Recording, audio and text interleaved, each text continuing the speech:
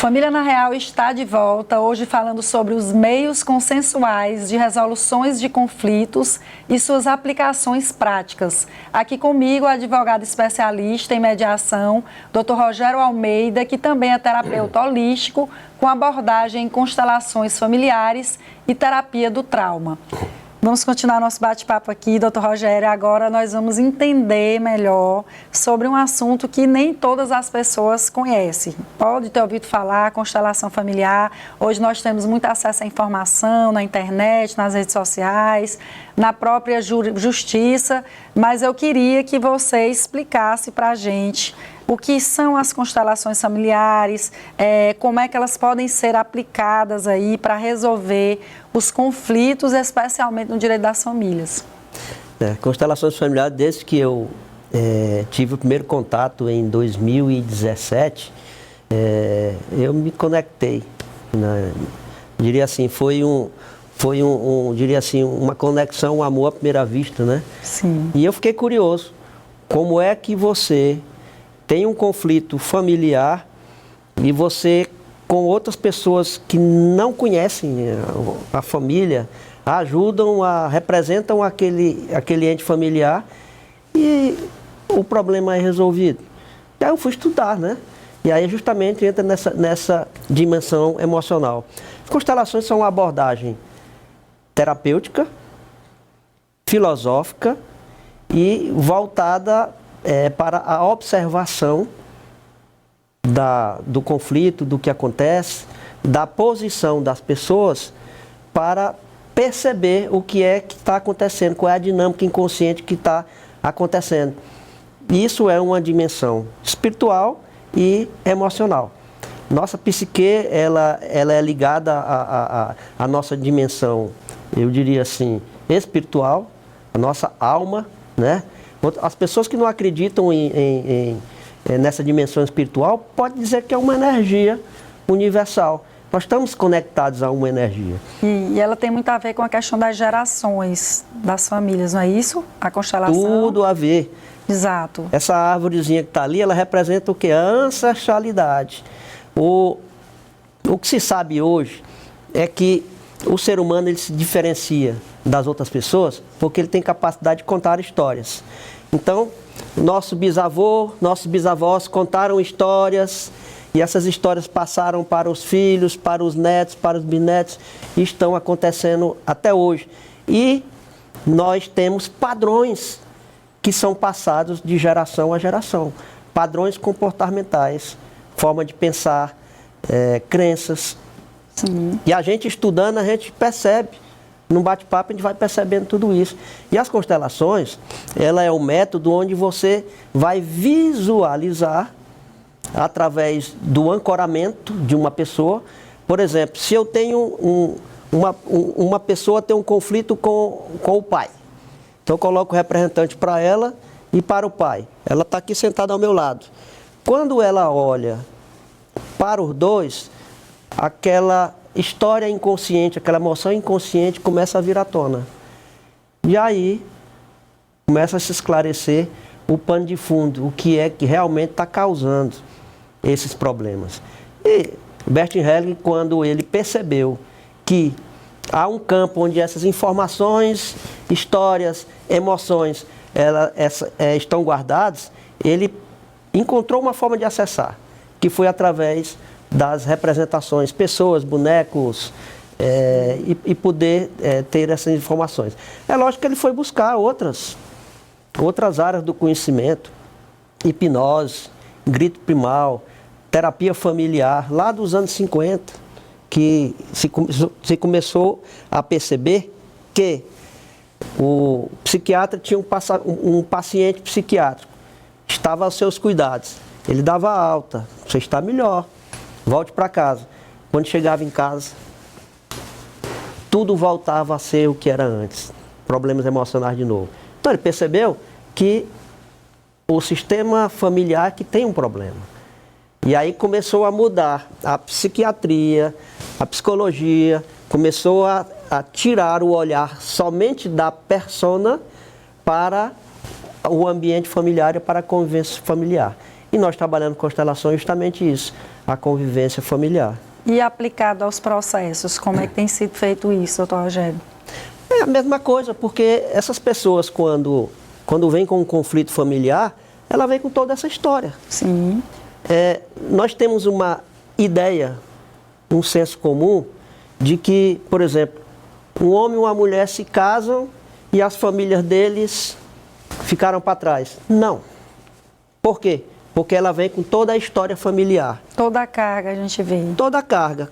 Quando o bebê nasce em uma família e ele, nesse processo de educação na infância, de convivência, ele vê muito amor, muito respeito, um diálogo assertivo, e ele sendo também respeitado e amado, e é educado de uma forma que ele vá ter liberdade para seguir a sua vida, esse está com grande possibilidade de ter um casamento promissor.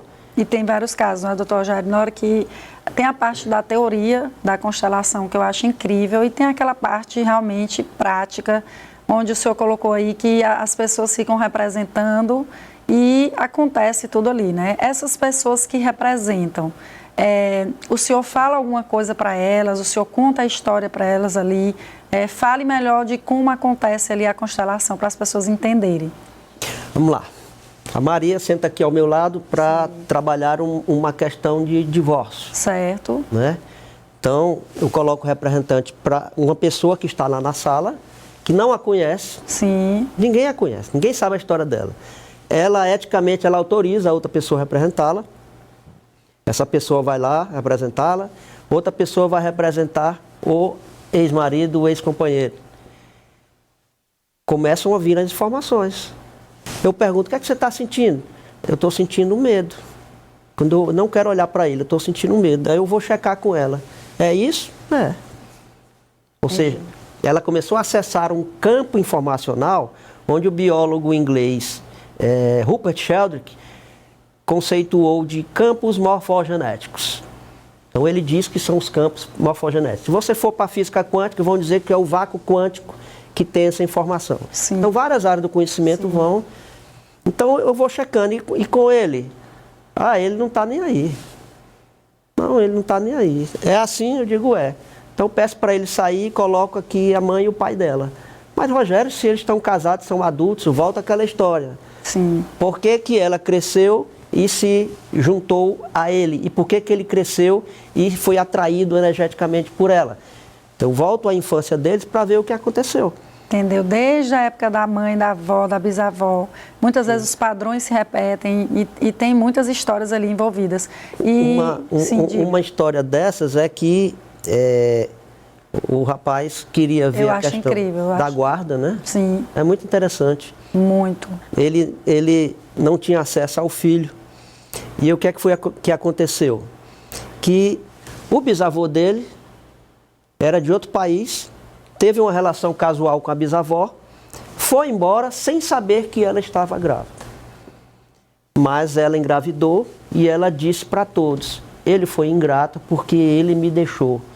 Por que que eu estou dizendo que ele foi embora sem saber da gravidez? Porque eu perguntei ao representante dele, Sim. o que é que você sente? Não, o que eu estou sentindo é que eu não estou sabendo que eu tenho um filho no Brasil. Tá bom. Quando ele aqui e o filho dele, que estavam representados, eles tiveram essa informação e eles estavam conectados ao bisavô, tudo se acalmou. Então tudo se acalmou. Por quê?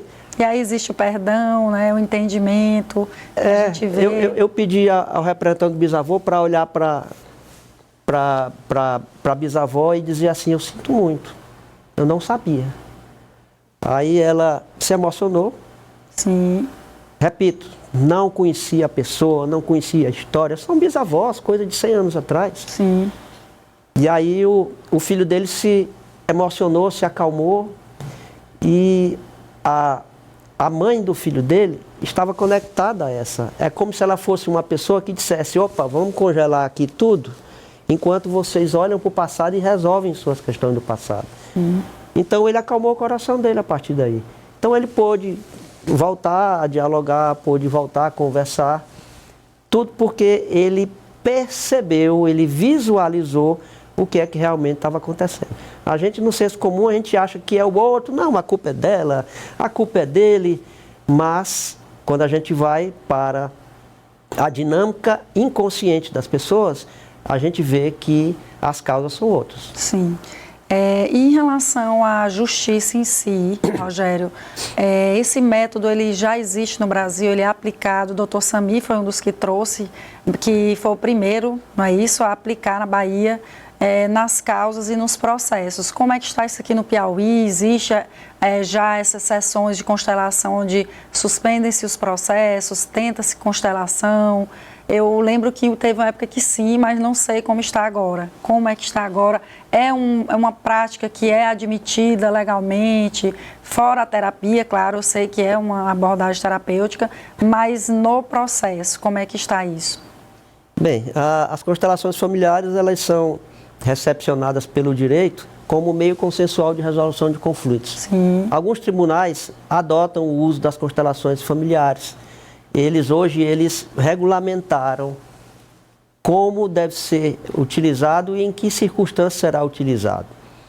Mas o Piauí, ele teve durante 5 anos funcionando. A terapeuta Adriana Queiroz fez um excelente trabalho. Sim. Mas hoje está em stand-by. O que é que acontece hoje? O Supremo Tribunal Federal está discutindo essa questão. Entendi. Dr. Sami Storck e outros juízes, outros profissionais que atuam com a constelação em conflitos, eles estão defendendo a regulamentação. Porque para nós não foi todo ruim alguém chegar e dizer que tem um problema aí. Eu achei bom porque, opa, que bom, agora nós vamos... É bom que regulariza logo, não é? Regularizar, sim. Entendi. Doutor Rogério, e como é que nós podemos incentivar uma cultura de diálogo e resolução pacífica dos conflitos em um mundo onde as pessoas estão tão acostumadas a brigar na justiça? Como é que o senhor poderia aqui finalizar o nosso bate-papo falando sobre isso? Essa cultura de diálogo, como é que nós podemos aí incentivar? É um desafio muito grande. Por quê? Porque nós precisamos do apoio de todo o sistema de justiça. Né? Se você está dentro desse sistema de justiça e você chega no local e eles incentivam a judicialização, fica mais difícil.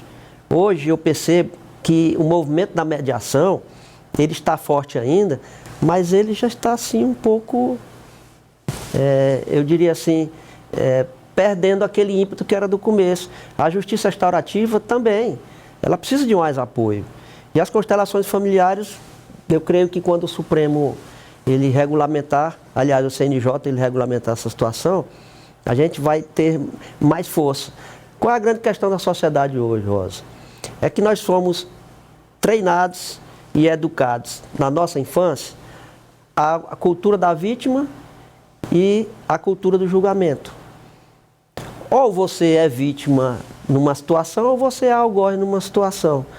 E a gente perde um pouco o olhar para a autorresponsabilidade. Então nós precisamos que a sociedade dialogue mais essa visão que nós temos. E esse programa aqui, que você muito bem dirige, ele é importante nesse sentido, para dizer para as pessoas, olhe, você tem o poder de resolver as suas questões.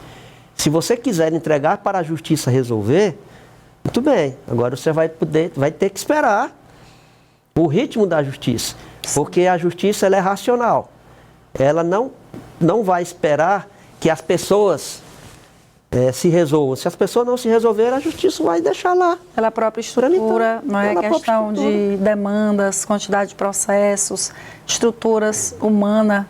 Né? Enfim, o que a gente tem de esperança também, Rogério, é essa questão da desjudicialização. A gente vê que o Código de Processo Civil, que foi reformado, né, e que vigora desde 2015, ele tem ali artigos que obrigam, logo que o juiz recebe o processo, encaminhar para os SEJUSCs, né, que são os centros ali de conciliação. Então, a gente vê que essa cultura está cada vez maior e crescendo na justiça. Mas ainda falta, ainda precisamos que isso também seja uma cultura dos profissionais. Nós precisamos de profissionais com esse perfil mais colaborativo.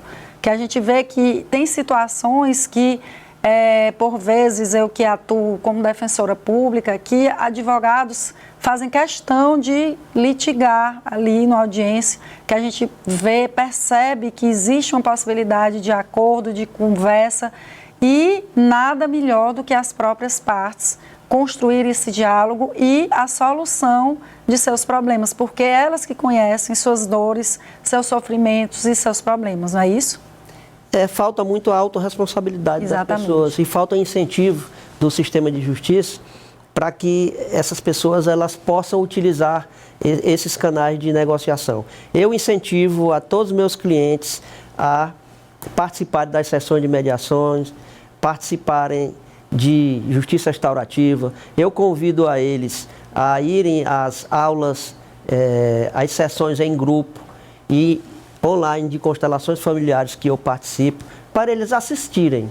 Para depois, se eles quiserem fazer uma prática, eles estão já, diria assim, conhecendo, saber como é que funciona. Agora, eu venho da OAB, nós formamos lá um grupo de advogadas e advogados, nós criamos um núcleo de direito sistêmico e justiça restaurativa.